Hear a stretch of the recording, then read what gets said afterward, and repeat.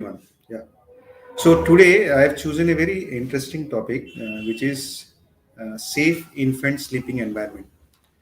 Being a pediatrician, we commonly encounter with parents coming with sleep-related queries in infants, and this remains a very important topic also.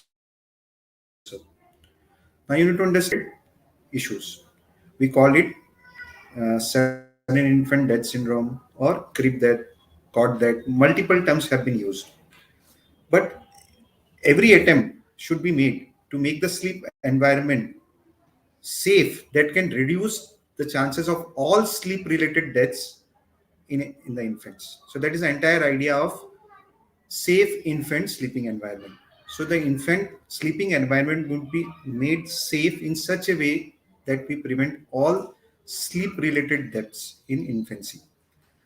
Why we are focusing, and I'm using the term infancy because all these issues are relevant only for the first year of life, and that's why the term infants. So we are primarily talking about all these issues till 1 year of age, all sleep related issues.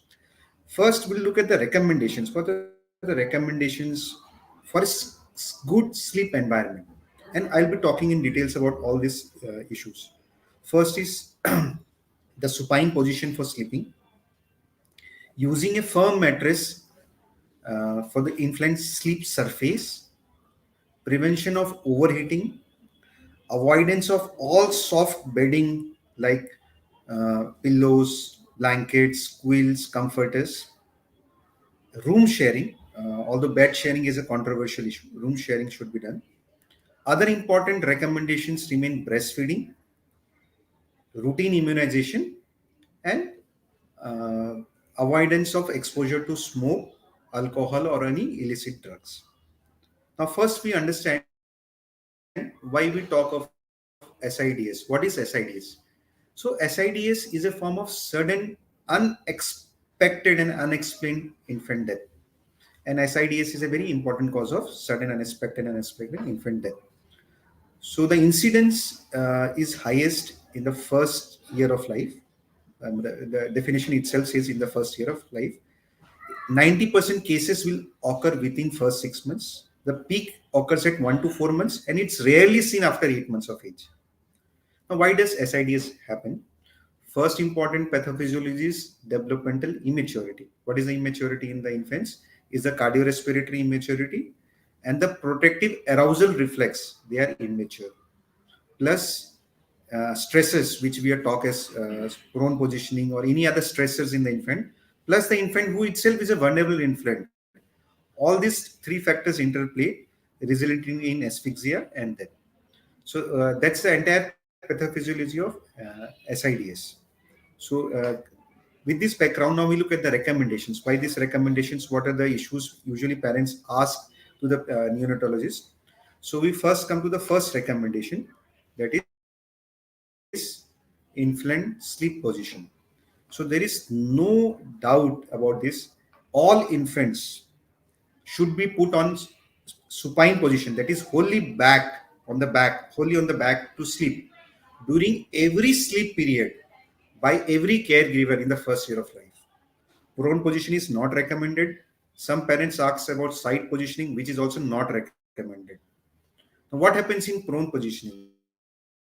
In prone positioning, there is chances of the baby rebreathing the expired gas, leading to hypercapnia, that is increased oxygen, increased carbon dioxide in the blood, or hypoxia, that is decreased oxygen in the blood. Plus, in prone positioning, the chances of overeating increases.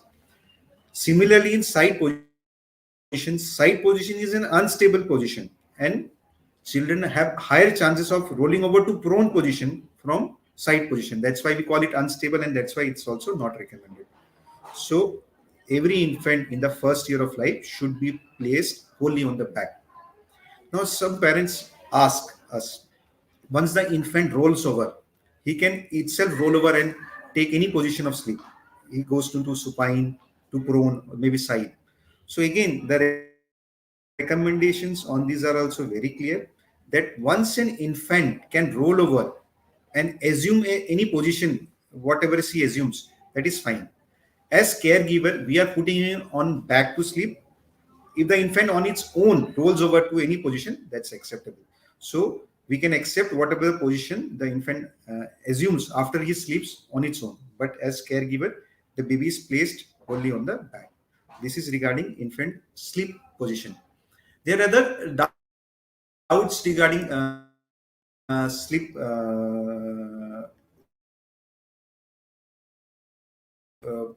position. That second, we come to the second point then, regarding the sleep surface.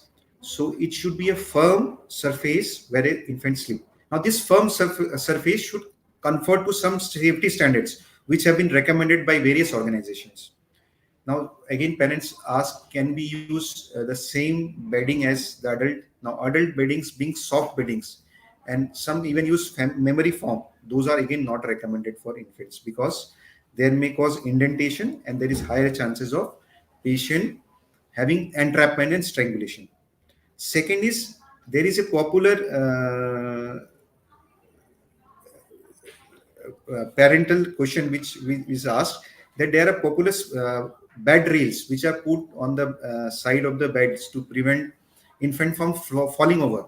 Again, the scientific evidence suggests that there is higher chances of infant entrapped in such railings which have some spaces and causing strangulation. So bed railings again are not recommended for infant sleeping. uh, then there are multiple other issues using of soft beddings like pillows, comforters, quilts. Again, there are chances that child may be entrapped, be asphyxiated with soft bedding, soft materials. So no pillows, no comforters, quilts, soft toys around baby. Then another important aspect comes is room sharing and bed sharing. Now, this is a very interesting topic.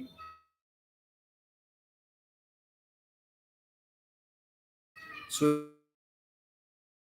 there is sufficient evidence to suggest shares room with the parent, then the chances of SIDS 50%. So room sharing is definitely recommended by controversial because, as I explained, soft, there are higher chances of entrapment or strangulation. Plus the chances of head covering, because with adult bed covers or quilts or comforters. And lastly, there are chances of overheating. Secondly, the advocates of breastfeeding says that bedding in increases the chances of or promotes the chances of breastfeeding. So there have been few case control studies. There are two groups which studied this aspect of bed sharing, and both had opposite results. One said bed sharing is better, one said bed sharing is dangerous for SIDS. So there is no recommendations by any organization or competent authorities on bed sharing. But you need to understand, bed sharing should be definitely avoided in these following circumstances which I'll be talking. One, if any parent is a smoker, then bed sharing has to be avoided at all cost. For infants less than 4 months of age, if mother had smoked during pregnancy, if any parent had consumed alcohol, then again bed sharing is not recommended. And especially for preterm infants and LBW infants. Preterm infants and low birth weight infants have higher chances of SIDS. And that's why bed sharing in preterm and LBW babies should not be a bed shared. Some parents again come to us that we have twins. They be co-bedded? Again, that is again not a controversial topic. But as per the recommendations, each twin should have a separate bed. They cannot be ideally co-bedded. Rest issues of decreasing chances of SIDs, I said, is breastfeeding, which definitely has advantage, and exclusive breastfeeding has more advantage. Rather, evidence suggests any breastfeeding is more protective than no breastfeeding. So any amount of breastfeeding is protective. So breastfeeding definitely remains an important aspect. Routine immunization against all common childhood diseases again is an important aspect of uh, preventing SIDS related deaths. Then some parents ask about swaddling. Can swaddling be done? Again, you have to understand swaddling can be done as long as the baby accepts. And one important aspect, once the infant is ready to roll over, that is by 4 months, 4 to 6 months, when the infant is ready to roll over, then swaddling should no longer be used. Once swaddled in the first few months, baby should only be placed in supine position. Then there is a common parental query regarding tummy time. What is tummy time? Now you need to understand, there is a very popular slogan: babies should sleep on their back, play on their tummy.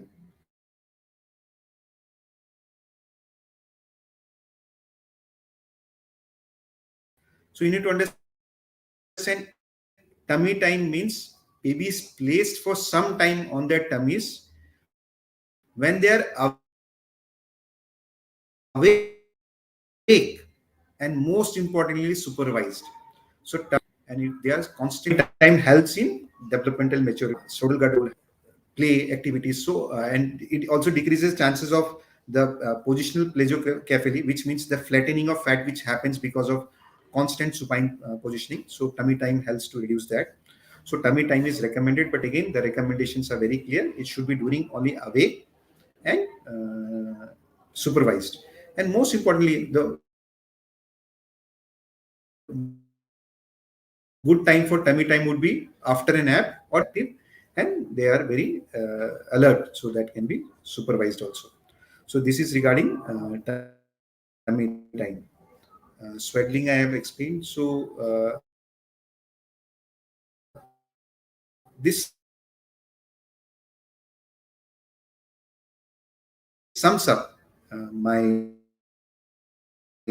talk on safe infant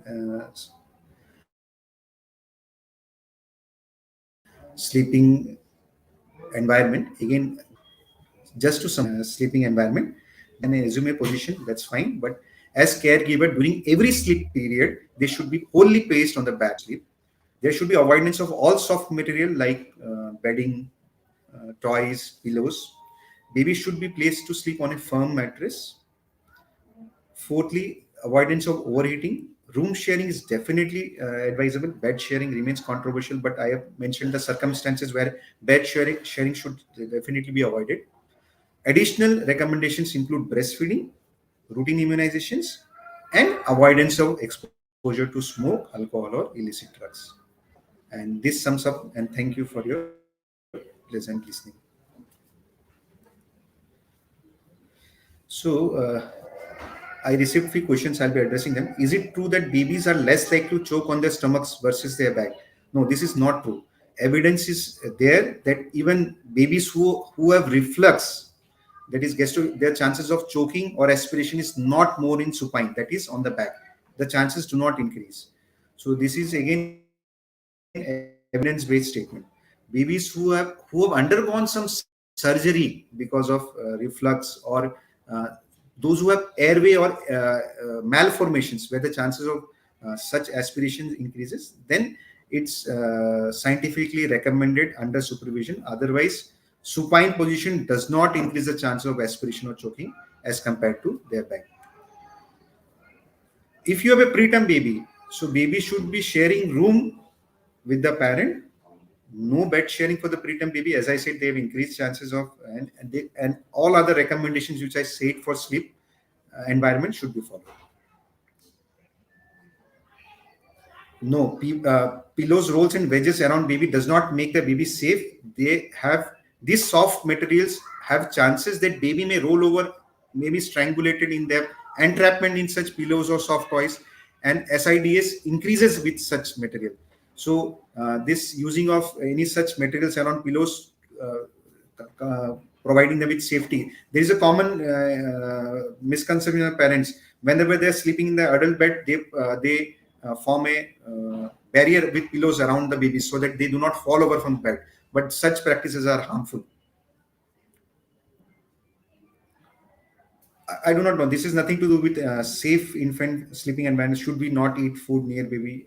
I don't think that, or I am not aware, but eating food near baby has any implications for sleep.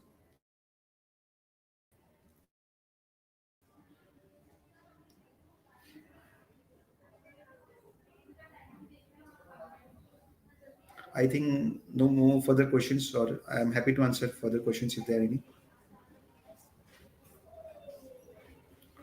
So the popular slogan goes back to sleep, means use in infants, use the back to sleep.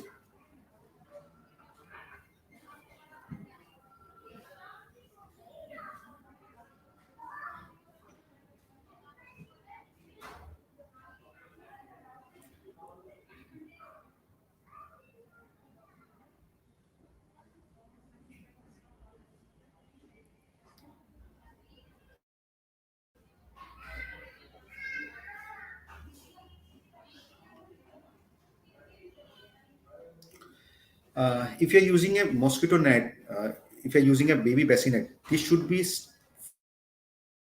very tightly fitted. There should not be any loose ends or which can open. Otherwise, yeah, mosquito nets would be safe. If you're using the safety precautions which I mentioned, should not, it should be taught, and mosquito nets would not be an issue. Yeah. I didn't understand what kind of materials are good for the baby. What does that mean?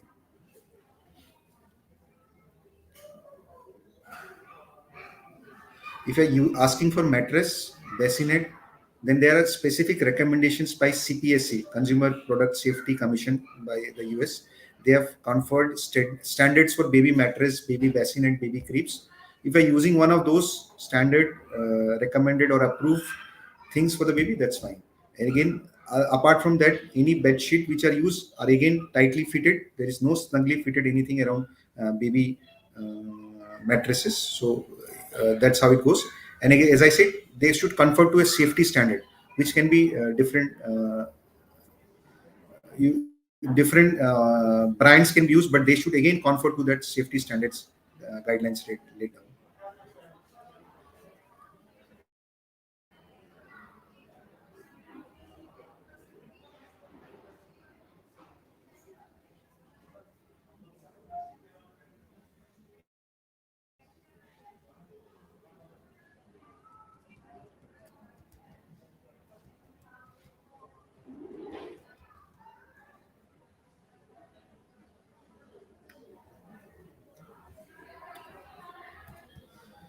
Thank you so much again, all parents, with the concluding remark that follow the safe infant sleeping environment practices, and thank you.